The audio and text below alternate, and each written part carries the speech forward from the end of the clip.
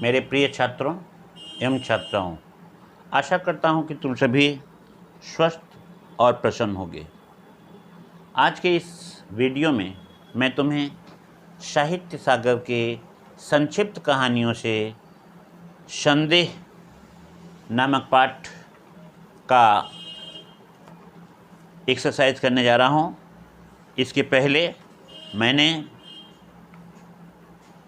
लेखक परिचय, भाषा शैली, रचनाएं, इसके अलावा दूसरे मैंने वीडियो में पात्र परिचय के संबंध में बताया था और एक्सरसाइज भी बताया था। अब आज मैं अवतरणों पर आधारित कुछ अन्य प्रश्न तुम्हें बताने जा रहा हूँ। जैसे तुम्हारे यहाँ घर का कौन सा सुख है, किंतु यह सब मुझे छोड़ना पड़ेगा। तुम्हारे यहाँ घर का कौन सा सुख है, किंतु यह सब मुझे छोड़ना पड़ेगा। वक्ता और श्रोता कौन है, ये तुम्हारा प्रश्न बनेगा। पहला प्रश्न बनेगा कि वक्ता और श्रोता कौन है। तो उपर्युक्त कथन का वक्ता रामनिहाल है और श्रोता कहानी की मुख्य नायिका श्यामा है। यह कथन रामनिहाल श्यामा से उस समय कहता है जब वह श्यामा को छोड़ करके मनोरमा के घर जाने की तैयारी कर रहा था। ध्यान देना, मनोरमा कौन थी और मनोरमा का परिचय रामनिहाल से कैसे हुआ। तो ध्यान देना, मनोरमा ब्रजकिशोर के दूर की रिश्तेदार थी। ब्रजकिशोर श्यामा के बगल में रहने वाला व्यक्ति था, जिसका जान पहचान रामनिहाल से अच्छी तरह था। रामनिहाल से एक दिन ब्रजकिशोर ने कहा कि तू तो मानस मंदिर रोज ही जाते हो। ध्यान देना, मानस मंदिर मतलब श्री रामचरितमानस, उसका पूरा नाम है श्री रामचरितमानस मंदिर। ये बनारस में पड़ता है, बनारस में। और इस मंदिर की विशेषता है कि सावन के महीने में यह मंदिर खुलता है बड़े साजबाज के साथ। और भगवान श्री राम के बालकांड से लेकर के, माने बचपन से लेकर के और लौकुश कांड तक के पूरे अभिनय को उसमें इलेक्ट्रॉनिक मशीनों के द्वारा दिखाता है। यदि कभी तुम सभी को अवसर मिले सावन के महीने में वहाँ पहुँचने का, समय ठीक रहे तो जा कर के देखोगे, मन एकदम प्रसन्न चित्त हो जाएगा। वहाँ से आने का तुम्हारा मन नहीं कहेगा। लेकिन यह समय समय की बात है। यह सावन महीने के ही समय में मंदिर पे जो है यह भव्य कलाकृतियाँ लगती हैं। नियर अबाउट 5 से लेकर के 7 घंटे तक लगते हैं पूरे परिक्रमा करने में और पूरे दृश्य को देखने में, जो इलेक्ट्रॉनिक के द्वारा बनाया जाता है। इसके बाद जैसे ही महीना सावन का समाप्त हो जाता है और ये सभी भी इलेक्ट्रॉनिक्स एलिमेंट्स दूसरे और तीसरे तल्ले पे उठा दिए जाते हैं और फिर पुनः दूसरे साल में नीचे आ जाता है। एक विशेषता और है, गेट पे ही जब जाओगे तो तुलसीदास का एक बहुत बड़ा चित्र है, जिस तुलसीदास के विषय में मैंने तुम सभी को बताया है। रामचरितमानस के रचनाकार तुलसीदास जी हैं और तुलसीदास जी गेट पे ऐसे रामायण को पढ़ रहे हैं कि जैसे पता ही नहीं चलता कि यह सचमुच के तुलसीदास हैं या इलेक्ट्रॉनिक मशीनों को द्वारा बनाए गए हुए तुलसीदास हैं। ध्यान देना, कम से कम 10 से लेकर के 15-15 फीट तक के पेज में लिखित उनकी जो पुस्तक जो है अच्छे ढंग से इलेक्ट्रॉनिक मशीनों के द्वारा पेज को उठाता है और जो है चाहे वो दोहा हो, चौपाई हो, श्लोक कहता जाता है। ये सब मैंने तुमको थोड़ा सा मानस मंदिर के विषय में बता दिया। तुमको मानस मंदिर के विषय में नहीं लिखना है, तुम्हें यह लिखना है कि मनोरमा से रामनिहाल का भेंट कैसे हुआ। तो मैंने बताया श्यामा के पास में ही ब्रजकिशोर रहता था और ब्रजकिशोर से रामनिहाल का परिचय था। एक दिन रामनिहाल जब ब्रजकिशोर के पास पहुंचा तो उसने कहा, तुम तो रामचरितमानस या मानस मंदिर घाट पे रोज ही जाते हो, मेरे यहाँ 2 रिश्तेदार आए हुए हैं, आज तुम उन्हीं को लेकर के थोड़ा घुमा देते क्योंकि मेरे पास समय नहीं है। रामनिहाल उन दोनों को लेकर के मानस घाट पे जाता है, नौका में घुमाता है और वहीं पे मनोरमा से उसका परिचय होता है। 2-4 बार मनोरमा उसके हाथ को पकड़ती है, जैसे घाट से नौके पे चलने पर वहाँ बैठने के लिए और फिर घाट से उतरने के लिए। इस तरह से वह अपने मन में यह सोचने लगता है कि शायद मनोरमा उससे प्यार करती है और यही कारण है कि वह उसके चिट्ठियों को भी देख करके यही समझता है और वो आज वहाँ जाने के लिए तैयार है। तो इस तरह से रामनिहाल का मनोरमा का परिचय हुआ है। तो वक्ता कहाँ जाने की सोच रहा है? वक्ता रामनिहाल श्यामा का घर छोड़ करके मनोरमा के यहाँ जाने की तैयारी करता है, क्योंकि मनोरमा अपने पत्र में लिखी है कि वह मतलब रामनिहाल अपनी सहायता दे करके उसे कुछ कष्ट से, कुछ मुसीबतों से बचा सकता है, इसलिए रामनिहाल को सहायता करने के लिए बुलाई है। तीसरा प्रश्न होगा अवतरणों पर आधारित। वक्ता ने श्रोता के जीवन की प्रशंसा करते हुए क्या कहा? रामनिहाल ने श्रोता श्यामा के जीवन की प्रशंसा करते हुए कहा, श्यामा, तुम्हारा कठोर व्रत और तुम्हारे वैधव्य का आदर्श देख करके मेरे हृदय में विश्वास उत्पन्न हो गया कि मनुष्य अपनी वासनाओं पर विजय प्राप्त कर सकता है। ध्यान देना, श्यामा भी यंग है और रामनिहाल भी उसी की आयु का युवक है, लेकिन श्यामा उसे मतलब उस रामनिहाल को अपने बच्चे की तरह से समझती है और यह समझती है कि अभी रामनिहाल को ज्ञान नहीं है, जानकारी नहीं है। यदि वह उसके यहाँ कुछ दिन तक रह जाएगा तो वह उसे अच्छे ढंग से ज्ञान प्रदान कर देगी, जिससे उसका जीवन सफल होगा। कहीं और यदि जाएगा काम करने के लिए तो वह भला आदमी बन सकता है। तो वह कहता है कि तुम्हारा अवलंब बड़ा दृढ़ है। अवलंब यहाँ इसलिए कहा गया है क्योंकि श्यामा ने रामनिहाल को अपने यहाँ रख करके सहारा दे करके वहीं पे रहता है, उन्हीं का काम करता है, इसीलिए श्यामा को अवलंब बताया है। तुमने अपने हृदय रूपी तुमने अपने हृदय रूपी कोठरी को मंदिर बना दिया है। जिस प्रकार से मंदिर में भक्त आते हैं और माथा टेकते हैं, मंदिर में देवी देवता को समझ करके प्रणाम करते हैं, उसी प्रकार से वह कह रहा है उसका आदर्श, वैधव्य का आदर्श, उसका अवलंब इत्यादि बातें, इत्यादि चीज़ें उसको प्रभावित करता है। और वह श्यामा की प्रशंसा करके कहता है कि उसकी प्रतिमा अर्थात श्यामा एक प्रतिमा के रूप में देव श्रृंगार से सजी हुई स्थापित दिखती है। अब इसका चौथा और अंतिम प्रश्न, वक्ता जिनके यहाँ पहले नौकरी करता था उसके संबंध में क्या बताया? वक्ता यहाँ ध्यान देना, रामनिहाल है, श्रोता श्यामा है।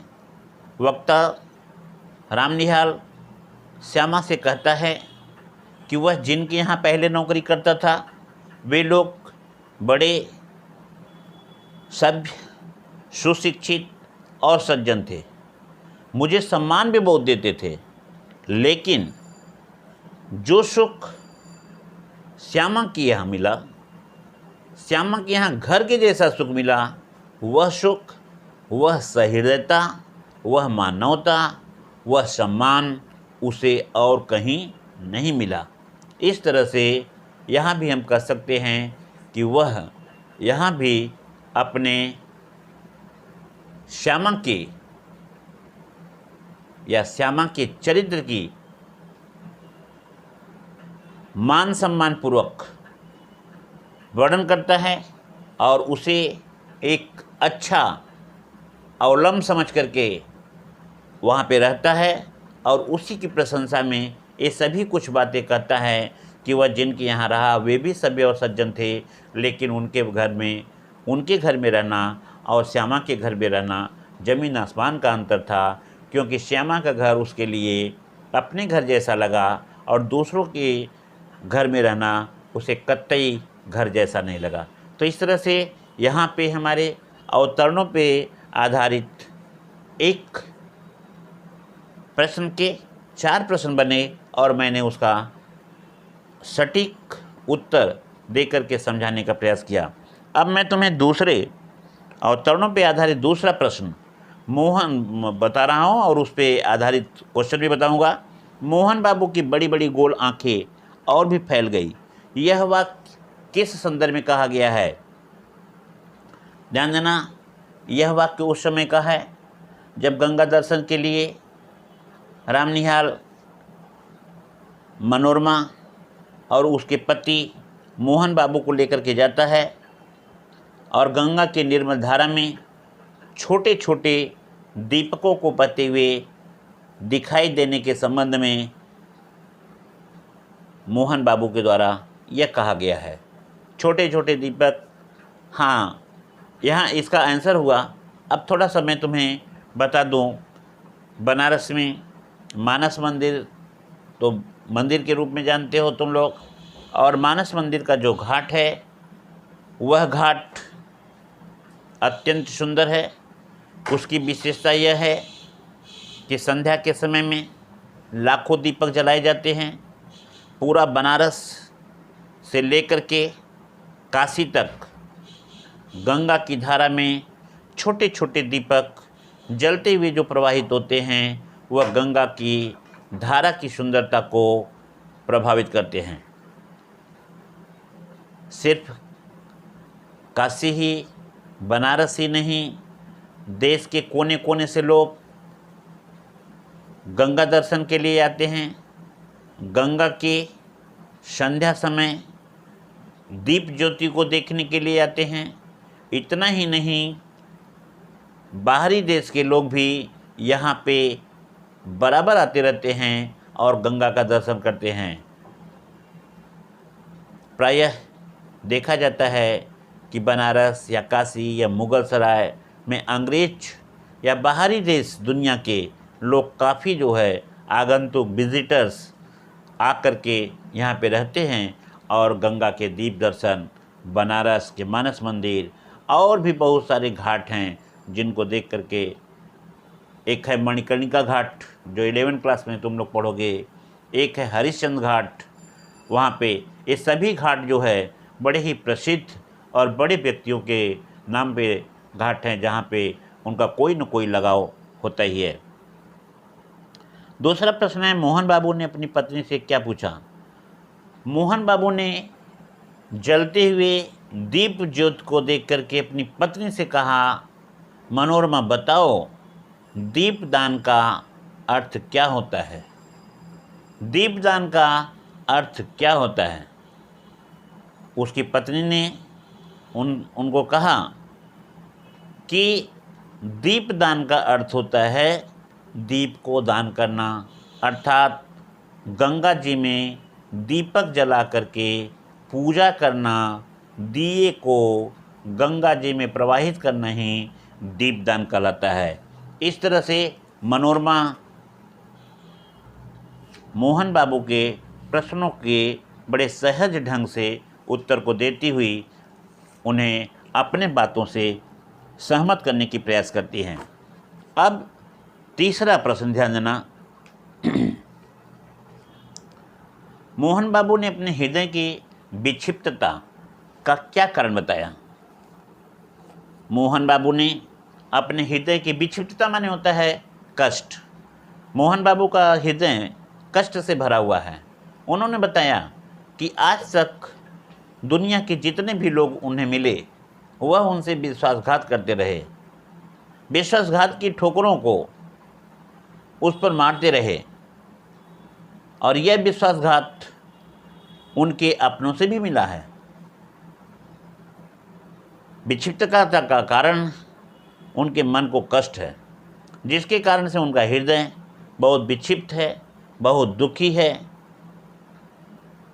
और एक तो शब्द और समझा दे रहे हैं, विक्षिप्तता का कारण उनके अपनों से ही मिला है। यहाँ पे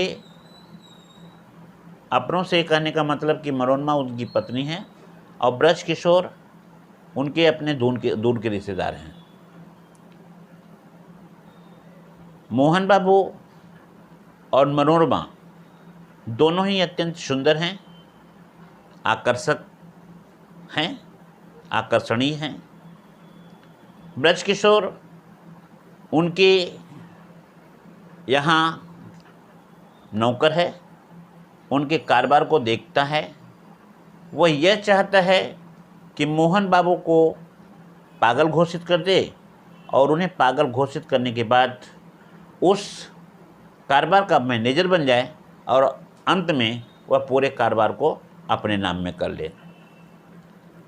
यह मोहन बाबू जानते हैं, इसीलिए। और उनकी पत्नी, ध्यान देना, उनकी पत्नी भी कुछ कम नहीं है। वह भी मोहन बाबू को समझती है कि वह पागल हैं, कुछ न कुछ उल्टा पुल्टा बोलते रहते हैं। यही कारण है कि मोहन बाबू यहाँ पे बोले हैं कि उनको विश्वासघात करने वाला जो है वह अपने ही हैं, कोई गैर नहीं है। तो इस तरह से यहाँ पे यह प्रश्न हुआ। इसके बाद एक प्रश्न है, तुम लोगों ने मुझे पागल समझ लिया है, यह मैं जानता हूँ। यह वाक्य किसने कहा? यह वाक्य या इस वाक्य के वक्ता मनोरमा के पति मोहन बाबू हैं। मोहन बाबू अपनी पत्नी मनोरमा से कहते हैं कि मैं जानता हूँ कि तुम लोग मुझे पागल समझते हो, और इतना ही नहीं, पूरा पागल बनाने की कोशिश करते हो। इस तरह से मोहन बाबू बड़े कष्ट से, दुखमय स्थिति से अपने को व्यक्त करते हैं। अब इसके अलावा है कुछ क्वेश्चन। तुम लोगों से वक्ता का संकेत किसकी ओर है? तुम लोगों से सोच करके बताओगे तुम लोग भी। तुम लोगों से संकेत वक्ता का किधर है? तो तुम लोगों से वक्ता का संकेत उसकी पत्नी मनोरमा और अपने निकट संबंधी ब्रज किशोर से बाबू से है, जो उससे पागल समझते हैं और पागल नहीं समझ करके पागल बनाना चाहते हैं और उसके कारोबार को अपने नाम में अर्जित करना चाहते हैं। आगे होगा, वक्ता के पागल बनाने के षड्यंत्र में कौन कौन शामिल है?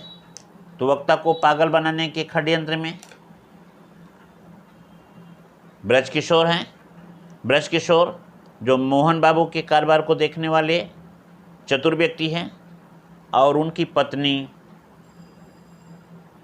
मनोरमा है, जो यह समझती है कि मोहन बाबू सच में पागल हैं, वह ऐसे ही बकते रहते हैं।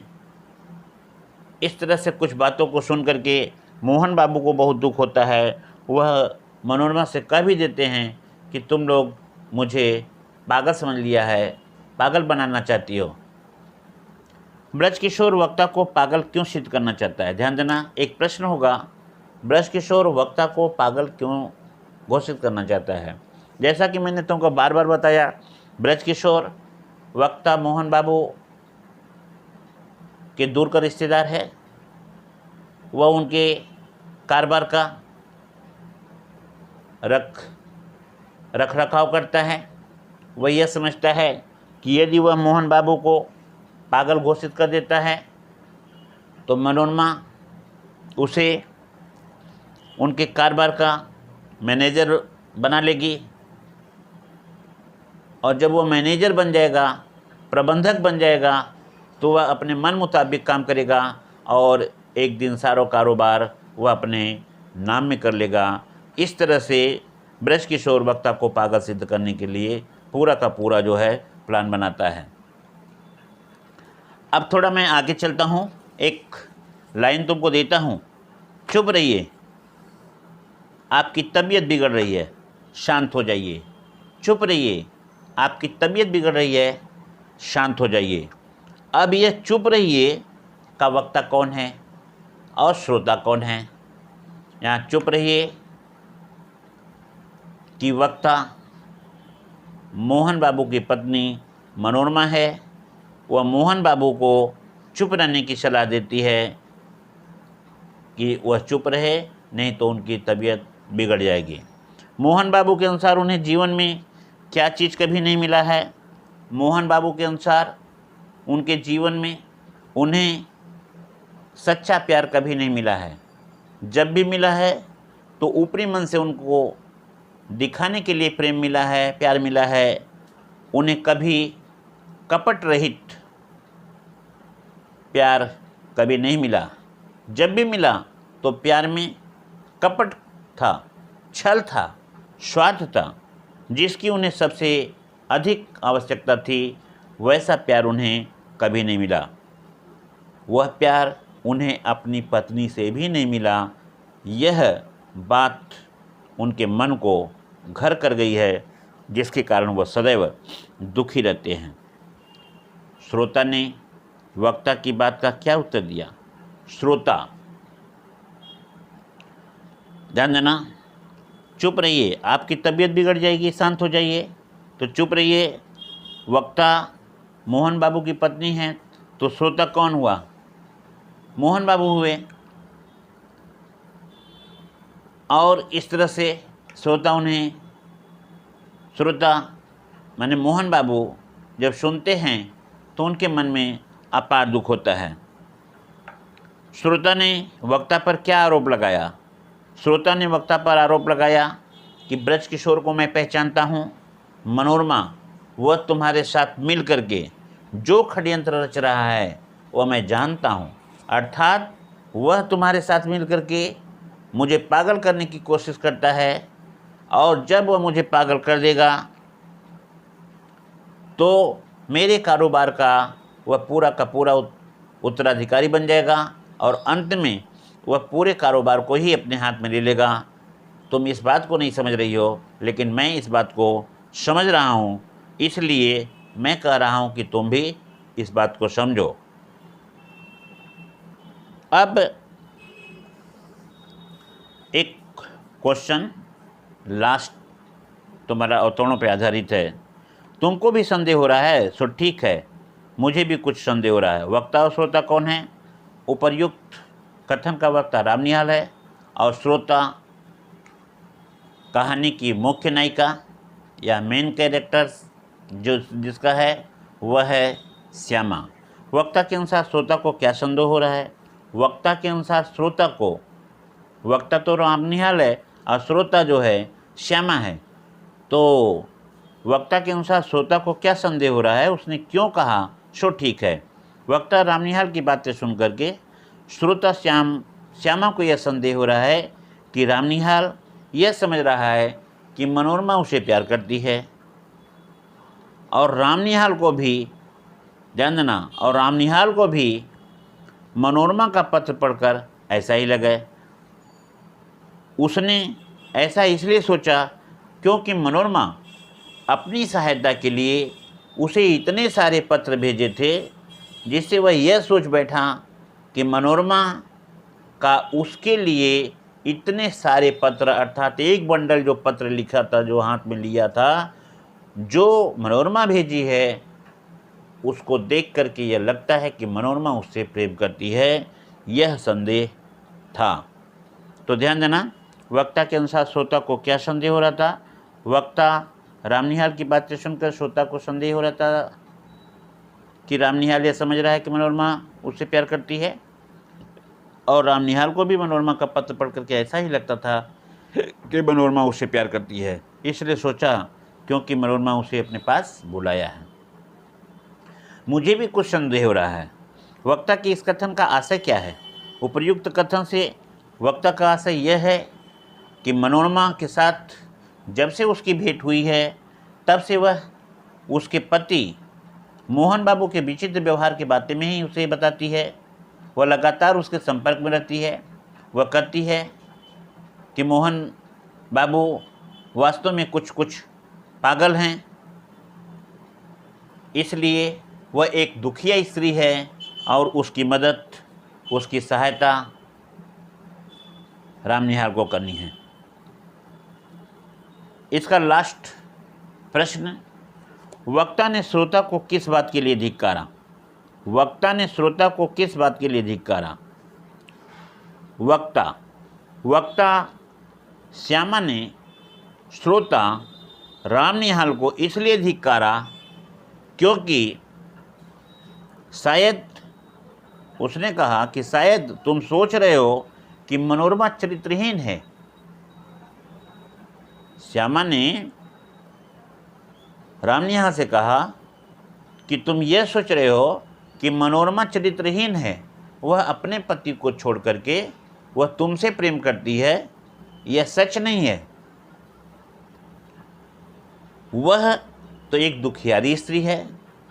वह यह समझती है कि तुम उसके दुख को दूर करने में उसकी मदद करोगे, इसलिए वह तुम्हें अपने सहायता के लिए बुला रही है।